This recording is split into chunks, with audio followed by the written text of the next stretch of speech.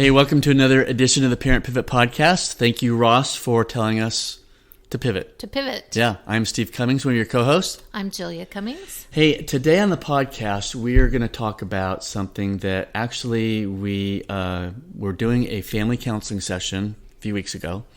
We had mom and dad and 4 adult children. 3 of them were married with their spouses. And we came up with the 3 Bs, right?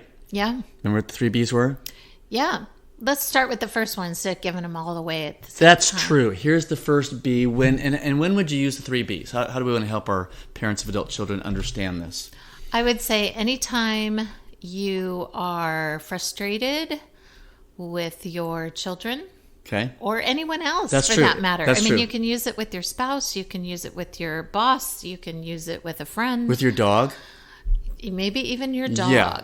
The only reason why we say that is in the last podcast, we're like, oh, we've got this elderly dog. Anyway, we're trying to decide when is it time to put him down because his say life goodbye. is degenerating and he's not quite there yet, but he is sweet dog who's pretty annoying right now in his old age. But anyway, so the 3 Bs. The first B Is breathe. breathe. What do you mean by that? I'm breathing right now. So it's kind of like, I know in a past podcast we said hit the pause button. Same idea. Just stop and breathe. Take a step back. Don't jump ahead. Don't make assumptions. Don't I know where this is going. don't assume that you know what's happening. Well, and also too, when I think of breathe, when I'm saying remember breathe, it's for me, it's been super helpful. I always went through life thinking I have a thought, I've got to communicate it. Mm-hmm. Thought, communicate. Or I'm listening to somebody else and they're wrong, I'm right, or there's something that stirs up my anxiety or whatever, and here we go. I'm thrown into a tizzy. And it could be anger, it could be frustration, it could be worry, whatever. And I'm just reacting to what I've just heard or what I need to say because I need to fix this problem. Right. And what we're saying is time out. I'm doing the T now, just like you do in a basketball or football game or whatever. Yeah. They don't do it in baseball. Time out. And that's what we're saying is breathe. Take a step back. And just, stop and breathe. Don't react. And that's really the bottom line is don't react. Don't react. And really, I mean, take some deep breaths. I mean, that's literally a calming thing for your whole body to go, okay. Yes. Take some deep breaths. Yes. And breathe and use your brain. Start thinking. Don't react. And that may also, too, as I'm sitting here talking to you about it, sweetie, is it might not just be momentarily, like in a conversation. Mm-hmm. Sometimes breathing might mean I need to go for a walk. Yeah. I've heard about all I can right now, and I'm going to explode. Mm-hmm. So that breathe it could be anywhere from 5 seconds, 20 seconds, a minute. Yeah. To 10 or 15 minutes, and maybe an hour. Right. I need to step back from the situation and just process and breathe. Yeah. Right? Mm-hmm. Okay. The second one is boundaries. We've talked a lot about boundaries. We have. Go back to some of the earlier podcasts. And really what I want to get across in this particular podcast is I want to kind of paint a scenario where a conversation is happening through text. Yes. And texting gets you in trouble. And I realize with our adult children, they love texting is normal. Right. It is what we do nowadays. I'm actually quite grateful for text because if I get on the phone with someone, I may either be on I could be on for an hour. That's right. how my life used to be. So I'd have to pick and choose when I could talk to people. With texting, you can communicate a little faster and you don't end up sitting on the phone for an hour, although I do kind of miss those days too. But anyway, with your children, there may be something that comes in a text that you have no contextual truth to. Right. You don't know how they're saying it because you can't see can't hear their tone, you can't see their facial expressions, and we all know that 90% of human communication is the nonverbals. Right. So you may get a text and it may remind you of something that's happened in the past. And your automatic reaction is to react, which again. is why we say breathe. Right.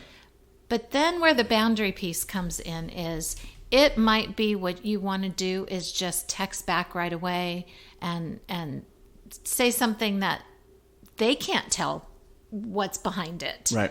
So you end up in this texting conversation that neither of you really can hear each other's voices. You can't see each other's faces.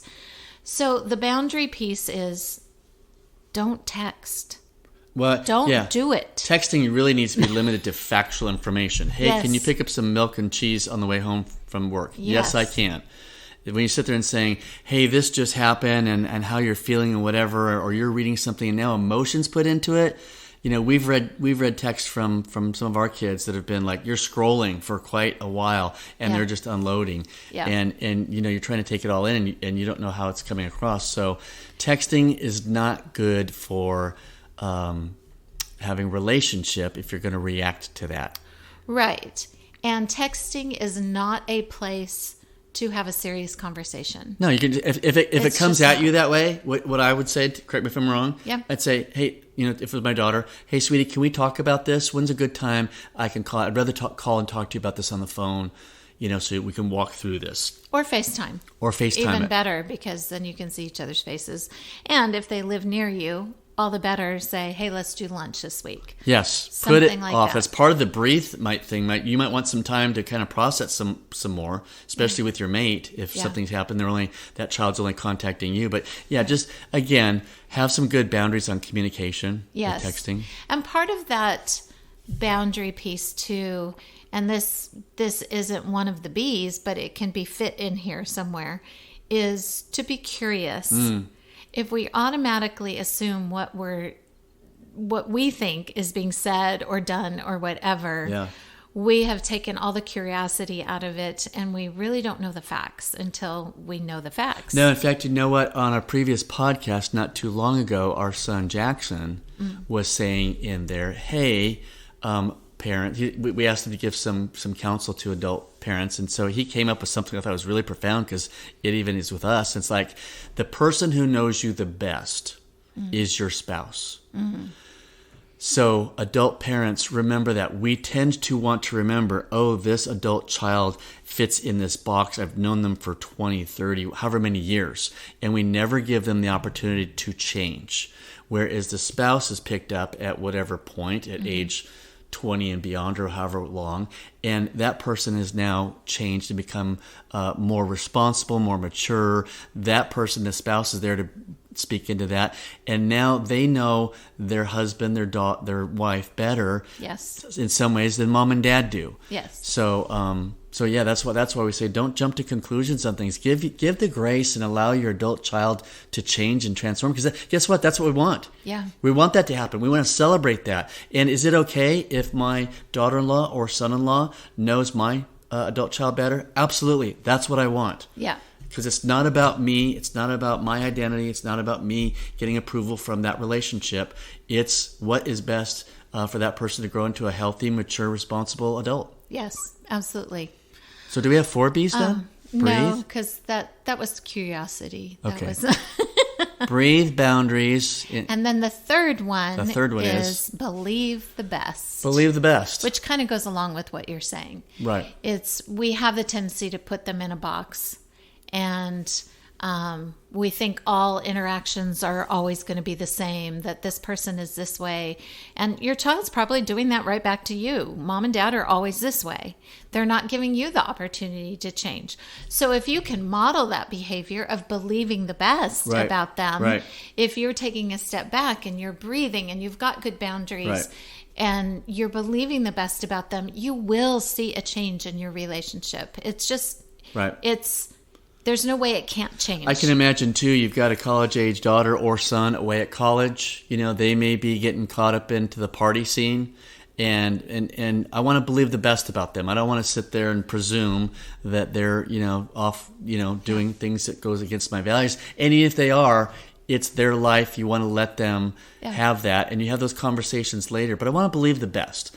I want to believe that they have learned what they picked up from growing up in our family, and And that's my starting point. I'm not going to believe the worst and be critical and presume that they're always getting it wrong. And I therefore have to be there to remind them. What we're saying is step back, start off as your default being, I'm going to believe the best about my son or my daughter, my adult son or my adult daughter, and believe the best about them and things. And so that's what we're talking about. And really a big piece of this, again, and we've alluded to this many times too, is self-awareness. You've got to be aware of who you are. You have to be aware of your own fears, your own failures, your own inability sometimes to not react. You've got to be aware of those things, own those things, get help for those things, go get some counseling and talk about those things. It can only make you better. It can only make your relationships better. Yes. So don't be afraid to look at yourself. Yes. If you're afraid to look at yourself, you're going to suffer. Right. You're going to suffer. The people that you love will suffer. So be aware of those fears. Like when we talk about believing the best, and you're talking about like the idea of if your child's gone off and is getting into the party scene in college. Right. All those fears inside of you, you got to deal with those. Right. You got to really surrender. do. Again, we always talk about this, surrender your kids to the Lord. They belong to Him. And that's where, I was thinking about this, as we're talking about this and believing the best. And that is looking at our kids. Our kids are watching us. Yeah. So as I am believing the best about them, they see that. Mm-hmm. They may not know that and articulate it in that moment, but they see that. And I go back to when we interviewed both Jamie Lynn and Jack in their separate interviews. I learned something from both of those two wonderful adult children during the podcast interview. I had no idea, as Jamie Lynn told her story, I had no idea, as Jack told their story, that the decisions I made and the things that I was doing for me, they were watching on the sidelines. And they articulated it, 7, 8, 9, 10 years later? And I thought, wow, I never knew that. So all that to say is God is always in the business of restoring and redeeming. Our job as parents of adult children is to breathe, think about our boundaries, and believe in the best about our adult kids. Yeah. They're works in progress just like we are. Yeah. And I too just want to add this one little piece and we can wrap it up. You just wrapped it up very well, honey. I know, thank you. But at the same time, I can't drive this point home enough, is that we are doing this in real time with you. Yes. We are figuring all of these things out as well. We are struggle on a daily, if not weekly basis to talk ourselves down from the rafters at some point or another, because our narrative is speaking into something in us. And so all the things that we say, these 3 B's that we're thinking for ourselves, we have to do all the time. So I just want everybody to know that. Absolutely. Like that we don't sit on a high throne and sit there and say, no, we've got this all figured out right, so here's what you all need to do out there. Yeah. That's not us. No, definitely not. So anyway. In fact, I guarantee you this. Sometime this week, we're going to be in the car, and this podcast is going to come to our hearts and minds, and you're probably going to end up reminding me, because that's usually how it works. Hey, did you breathe? Did you think about your boundaries? Believe the best about so-and-so and fill the blank. So you're absolutely right. So, hey, if you want to get a hold of us, you reach us at parentpivotpodcast@gmail.com. It's written in the show notes down below. Also, our 2 websites are there as well. We'd love to hear from you. We're hearing from listeners now all the time. So if you would like this on your podcast platform and review it, write us a review. That would be great. Share it on your Facebook page. We're slowly, word's getting out there, and it's great. And we just want to minister to other parents of adult children. And we're grateful for you. We're grateful that you listen. Join us again back here next on Tuesday. There'll be a new podcast of the Parent Pivot Podcast. Bye.